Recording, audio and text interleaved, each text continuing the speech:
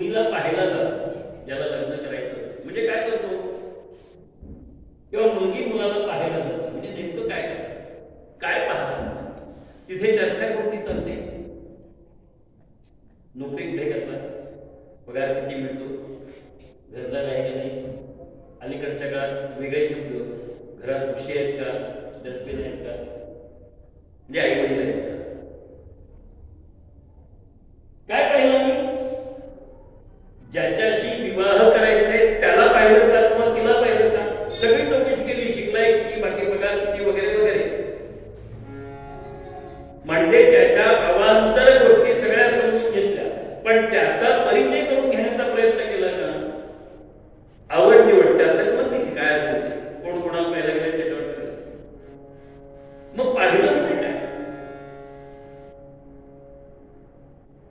प्रभू रामचंद्रांची मुद्रिका घेऊन मारुतीराय लंकेमध्ये गेले होते.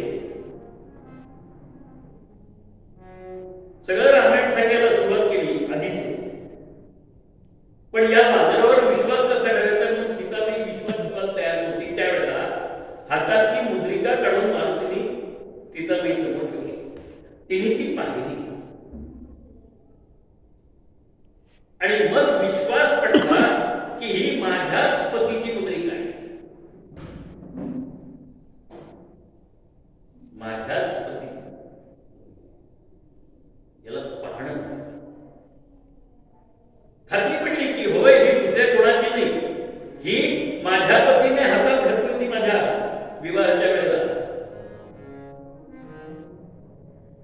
साखरपुडा अलीकडच्या काळात आहे, पूर्वीच्या काळात साखरपुडा नावाचा पदार्थ नव्हता, त्याच्याऐवजी शिवती बांधनिश्चय किंवा श्रीमंत पूजन असं काहीतरी म्हणतात, त्याला नेमकं काय म्हणतात मला माहित नाही,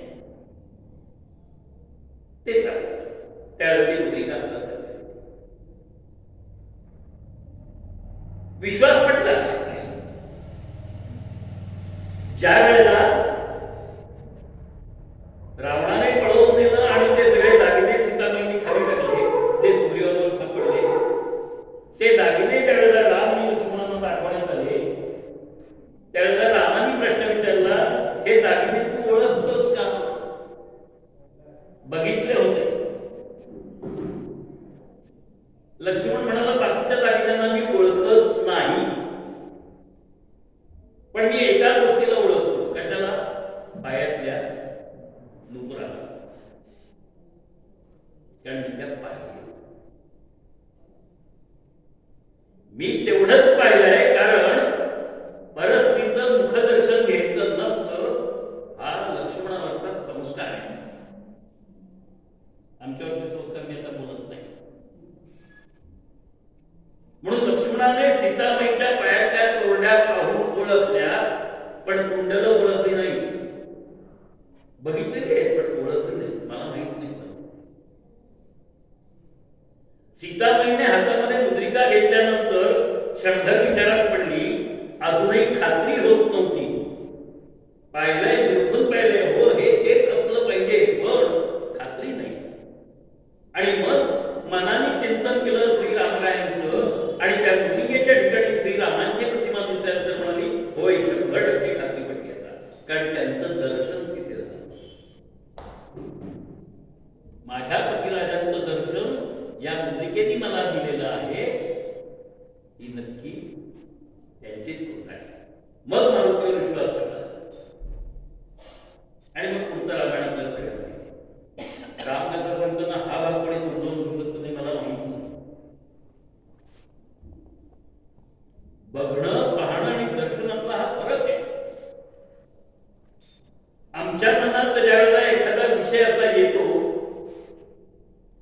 त्यावेळेला त्या विषयाला आम्ही बघितलेलं आहे, पाहिलेलं आहे, दर्शनही घेतलेलं आहे, पण तरी सुद्धा आम्ही त्या विषयापासून स्वतःला दूर ठेवू शकत नाही.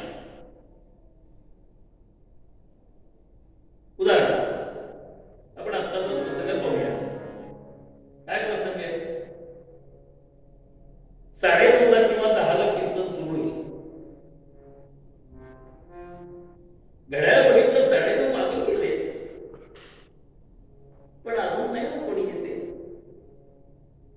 बघितलं काय, श्रोतेगण किती जमले. मग कोणीतरी स्वर लावला, हा पाहिला आता आले दिसते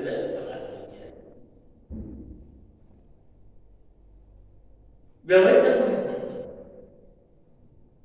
कारण आम्ही आमच्या विषयात इतके गुंतून पडलेले आहोत की ती वेळ संपत आलेली आहे. आम्हाला तिथे जायचंय वेळेवर, हे आम्हाला कळलंच नाही. समर्थ म्हणतात, घटका गेली पळे गेली तासवाजे घडाणा, आयुष्याचा नाश होतो रामकारे. कुसुमाग्रज थोडं वेगळ्या भाषेत तोच विषय सांगतात. घड्याळाचे या घाई नाही विसा पाहितो नाही, पण त्याचे म्हणणे ध्यानी येई आला क्षण गेला. तो क्षण आम्ही बघितला, कदाचित पाहिला, पण त्याचं दर्शन घेतलं नव्हतं. कोणता क्षण? गडकरांची भाषा राम गणेश गडकरी एका माळरानावर, ते म्हणतात उदास माळरानावर एक मोठं झाड होतं आणि ते झाड आकाशातल्या बिजलीची वाट पाहत होतं. त्या झाडाचं त्या बिजलीवर प्रेम. परिणाम काय होणार आहे की त्याला भेटली तर दोन जण आहे. क्षण एक पुढे प्रेमाचा वर्षाव पडो मरणाचा मद पुढे. मेलो तरी चालेल, पण तो क्षण मला गाठायचा आहे. आमच्या आयुष्यात आम्हाला रामभेटीचा क्षण गाठायचा असेल तर आम्हाला नुसतं बघून किंवा पाहून चालणार नाही. आम्हाला दर्शन घेण्याची तळमळ लागली पाहिजे. तद विस्मरणे परम व्याकुळता भक्ती. आम्ही व्याकुळ झालो, पण आम्ही विषयांच्या इतके अधीन झालो. समर्थ पुन्हा पुन्हा सांगतात, विषय गतीचं सौख्य सौख्य होणार नाही, तुझ विण रघुनाथा दुखटे सर्व काही. ज्याच्यामध्ये राम नाही ते फुकट आहे. पुन्हा रामायणातला बालकीच्या चरित्राशी जाणारा संबंध सांगतो.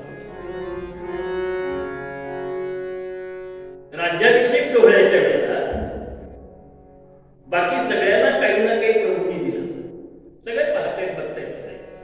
कोणाला काय काय दिलं, कोणाला राज्य दिलं. आधीच सुग्रीवाणी विभीषणाला आधीच राज्य दिलं. मग ज्याला जीवनच मानलंय, अंतरीचा सखा मानलाय, त्या मारुतीरायाला काय देणार? राम म्हणाले त्याला द्यायला माझ्याकडे काही नाही. मग काय? एकमेकांना मिठी मारली. हृदया हृदये एक झाले, ये हृदयीचे ते हृदय घातले. त्याला द्यायला माझ्याकडे काही नाही. हे दृश्य